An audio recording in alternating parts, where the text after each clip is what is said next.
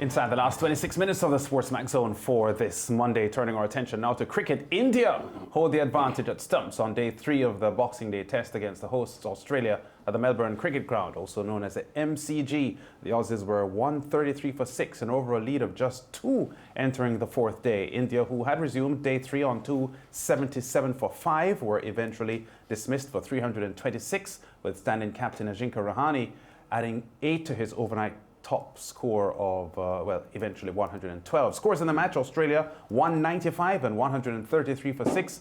India 326. Australia's leading test wicket taker Shane Warne has been uncharacteristically downcast about his nation's chances, saying an India win in this test is a foregone conclusion. This is what Shane Warne says. Only a miracle can save the home team. India, with their bowling attack, they expose flawed techniques, and that's why they have that's what they have done on Monday. Head Wade Burns, their squaring up techniques and their defensive setups have been exposed. Even Steve Smith forced back a victim of strategy well executed by Bumrah and Siraj. Now Australia's opener Matthew Wade says he's banking on the pair of Cameron Green and Pat Cummins to press on, and said the Indians a target of at least 100. To be honest, we'll take anything.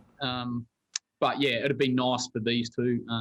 I know Cummo's not an established batsman, but he's done well at this ground for us in the past. And Greeny's, we all know what Greeny's capable of if he can get in. So it'd be really nice for these two to get a nice partnership together. Something we haven't done enough over this test match. And then, yeah, we'll take anything up. Yeah, anything over 100 would be good. Yeah, so Matthew Wade with an over-optimistic outlook there on what may happen on day 4. He suggests to Wayne and George that they would like to get a lead of about 100. But this 36 all out that India made in the first test is, I think, a once in a generation happening. I don't see that happening here. India look well set. At the moment, they're actually 2 for 6. But Australia, your Australian team, they are known for their fighting spirit. But this Indian bowling attack is really good. And of course, Steve Smith, the epicenter of the Australian batting, has not fired. He's averaging 3. His top score of 8. He has had a 0, 1, and 8 so far. So he has only scored 9 runs so far. He's struggling badly. You could see they have done their homework. This Indian bowling attack is really, really professional. They're very clinical and they're executing so well. They showed up poor batting technique, what Shane Warne talked about in terms of the Australian. But I mean, they're missing David Warner so badly, and they need Steve Smith to come to the party and start scoring some runs, because at the moment they are struggling so badly. And this fluke 36 that they bowled out India for in the first test, that is their lucky thing. And therefore, because India had 1 person in that game, and they were really, really setting up the match nicely when they came out that morning and cleaned up the Indians and so on. I thought they would have pushed on from here, but without Virat Kohli, the captain, inspirational captain, Rahane is doing a fantastic job so far in this century, and of course the Indians are looking good. Yeah. I think the Aussies are going to get a 100 lead. I don't know how many more than the 100 they'll get. You think so, George? Yeah, I think they're good for that. I think the guts alone, and of course playing at home, they'll dig deep and they'll find something to put at least 100 for the Indians to chase. I don't know how long India will take to get that 100, but I think they'll get it with a minimum of fuss. But I do think that pride and the fact that you're playing at home will cause the Aussies to really save face in this game to some extent. Yeah, I think Matthew Wade makes the comments because he knows that Pat Cummins can bat. Yes. We have seen him bat, and he can bat, even though he is primarily a fast bowler. And Cameron Green, the new boy, has a first-class batting average of 55. So there is some confidence that they could hold out. But when you were mentioning about how potent the Indian bowling attack is, when, to be fair, and I'm sure you would agree, that the main reason for India's dominant position in this match is Ajinkya Rahane's 112. Did you see him fend off Pat Cummins and the rest of the Australian bowling attack, including Mitch Starc? The way he ground out his innings showed a lot of determination when wickets were falling around him, and set up the big Indian response, because that is the main reason why that's the difference India between the teams have taken control in this game. Lance. Albeit I accept the point that India's bowling has troubled the Aussies. Lance, remember Australia batted first. They won the toss. They were Yes. bowling for 195 on the first day. So your argument is valid. That's where it started. Yeah. Yeah. And if But still, Wayne, Yes, the batting, his innings is still the difference between the teams. Without Rahani's 100, Yes.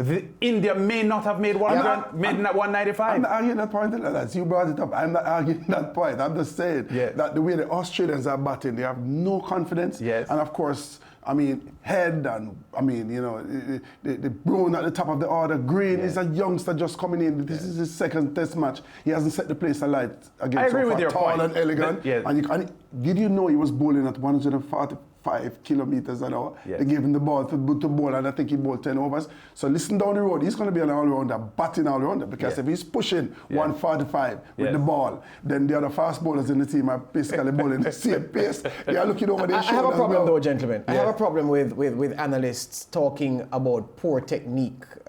Here's the thing. I would think that poor technique would refer to something that abounds over, or carries over a period of time. So you look at a batsman and the way that that batsman has been get out and the way that that batsman has been forced to become unproductive by virtue of the approach at the wicket to say, well, here's poor technique. I don't like, and I've heard it time and time again, when a batsman gets out in an innings and you say, oh, this batsman is rubbish because he has poor technique. He played a bad shot and he gets out. I don't think playing a bad shot and getting out is equal to saying a batsman has poor technique, because for me, the technique that you have is the way you apply yourself every time you go to the crease in every inning. Sometimes you get runs, sometimes you don't get runs. The greatest of them all, well, Don Bradman got runs almost every time, but talk about our legends, Sir Viv and everybody else and BC Lara, they didn't get runs all the time. And I'm just saying that I don't like when batsmen get out to bad shots or are outfoxed by good bowling or the pressure of the situation and they fall, and then we criticize them the lazy way by saying, oh, poor technique. I think from... I'm not in any fight with George. No, but I'm not. It's not you who said it. Yeah. Well, so it's not a fight against you. Shane Warne made comments about the technique of the batsmen and squaring up and so on. But I think conversely, the point is being made here that the Indian bowlers were able to capitalize on what they saw the Australian batsmen doing. So George is correct that a lot of these batsmen have flourished. Well, tell me how I'm not correct. A lot of them have flourished with the way they bat. Now, sometimes technique may not be orthodox, but it's still the way they bat. A lot of people criticize Shivnarine Chanderpaul and his stance and so on, but that was the way he batted, and he was successful doing it. I'm just saying that there are times when bowlers are able to work out batsmen based on how they play, and then the batsmen aren't able to adjust to cope with the bowling. And I think Shane Warne was making the point that the Indian bowlers have done that expertly. Yes. The point I was trying to make is that we weren't talking about playing a bad shot and getting out. Yes. We're saying that the way, and you talked about, you know, they have scored runs in the past and so on, but this bowling attack in Australia by these Indian guys showed up their weaknesses by the judge. I'm sure that's what he meant. In other words, they're getting the ball to move away and they're getting the ball to come back in from outside the off stump, and the Australians, they struggled until they get out. Steve Smith batted for 29 balls to score 1 run, right? And I'm saying, and he batted 8 balls for naught. I mean, 8 balls for naught is fine, but 29 run for the number 1 batsman in the world. Can I ask you a question, that tells you that he was also mentioned by Shane Warne. Can I ask you a question, Wayne? Sure. You were a top-class batsman in your young days. You have been so kind. Yes. Were you ever squared up by bowlers? Absolutely. Yes, you do. Did you consider yourself having poor technique? No, the difference with that. I'm just asking though. Did you consider yourself a batsman with poor technique? No, sometimes you said, boy, that ball was... I want another bite at the cherry. That ball was a big ball and it squared me up. Yes. That's not what Shane Warne is talking about. Yes. When you look at the Australians batting throughout, George, they struggled badly, and when the ball continued to ask them questions, they weren't lining up. It's like, okay, one ball beat you and square you up, and it's okay. You get back in line, and you're relying on your technique to to play straight and straight, stay side on. So they continuously squared up. I take that. So here's the thing then, and this is why I'm saying this is the difference. Look, there's always been a raging debate between having ex-sports people as analysts and having people who didn't play professional sport as analysts, and who is better? Oh, I played sports, so I should analyze a thing, and you didn't play sports, so you shouldn't analyze. One of the differences is this. Usually the person who didn't play sport is better at using words and communicating than the person who was a sporting expert. So here's the thing. The way you expressed it just now, I wouldn't have had an issue if Shane Warne had said it that way, because here's the thing. We're talking about, and this is why I made the point, the number one batsman in Test cricket, the man who was just voted the best ICC Test player for the decade.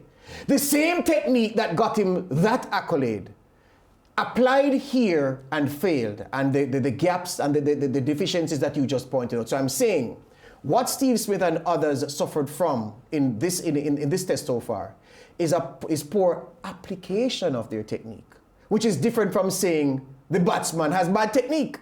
Because so a youngster listening to Shane Warne now will say, oh, so how come they have bad technique and have gotten to this level? How come they got bad technique and are playing for Australia, where so many good players play for in Shield cricket and otherwise? And how is it that Steve Smith has fashioned a career where he is, without doubt, at his best, the best batsman in Test cricket and the best and a very good batsman otherwise, has gotten so far in his career by having poor technique. So when you dismiss and you are imprecise with your language, you lead youngsters astray, and some persons who don't have the benefit of having someone like Wayne to sit with them, who has played and who knows the rudiments of batting, can't explain what Shane Warne meant. You see, Wayne, you had to explain what Shane Warne meant, proving that my argument about him being imprecise with his language and not serving the batsmen well, that argument is also valid.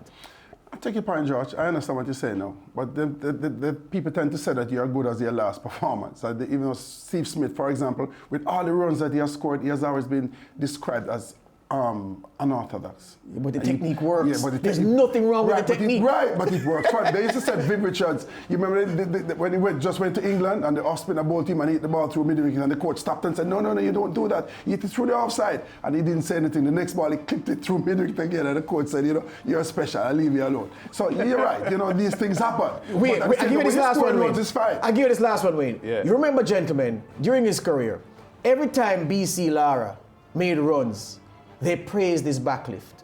Every time he was in bad form and not making runs, they cursed his backlift. Come on. Come on. When you're scoring runs, it's fine. Just like in a team. Yeah. The team scoring runs, they're winning games. You don't hear about the indiscipline and all the bad things happening in the team. Yeah. You start losing and everything comes out. So you have to take the good and the bad when you're in the international arena. Break time. Interactive to come.